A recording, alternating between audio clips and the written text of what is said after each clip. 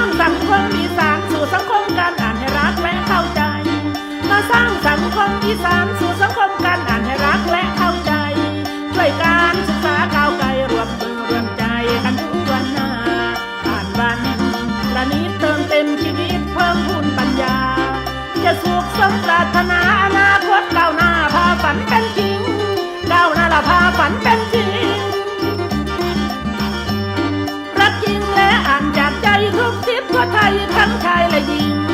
รักจริงและอ่านจากใจทุกทิศทั่วไทยทั้งชายและหญิงการด้านใดประสบการณ์จริงจะได้หยุดนิ่งการเสริมทักษะชีวิตเราจะสมหวังในการเรียนเราจะสมหวังในการเรียนหากเพียรพยายามเดินทางหากเพียรพยายามเดินทางบอกลูกบอกหลานให้ศึกษาอ่านอย่าสิเห็นแก่ความเกียจข้านเกียจข้านเกียจข้านเกียจข้านคือเป็นการบ้านเรื่องอ่านหนังสือเป็นสื่อสร้างสรรค์ปัญญาความพูนทักษะความคิดความอ่านที่สนฟังทุกประการสิ่งหมายไว้สิ่งหมายไว้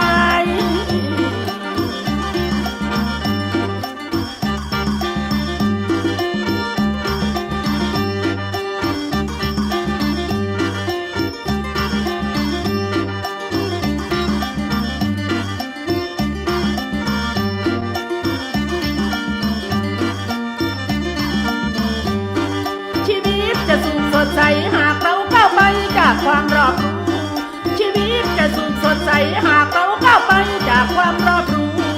กวีชั้นบรมครูหรือท่านผู้รู้เราเรียกว่านักปราชญ์บุคคลเหล่านี้นั่นคือผู้ขยันฝึกมือจนเชี่ยวชาญฉลาดเราควรเดินตามรอยปราชญ์จะได้ฉลาดที่ความรู้แหลมคมได้ฉลาดที่ความรู้แหลมค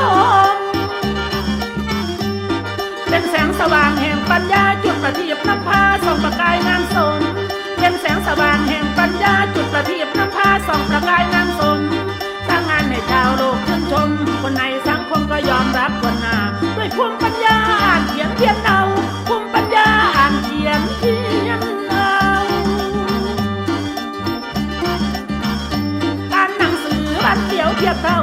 อ่านหนังสือวันเดียวเทียบเท่ากับไปเที่ยวทั่วไทยไปเห็นทุกอยากให้มีเวลาอ่านหลายกว่านี้ผู้กว่านี้จะได้เห็น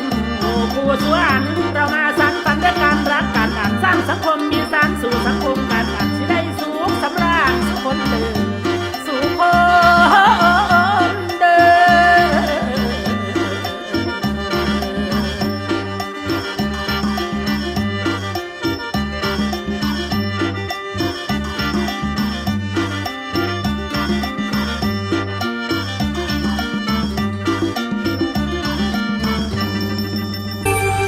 ขอบคุณค่ะ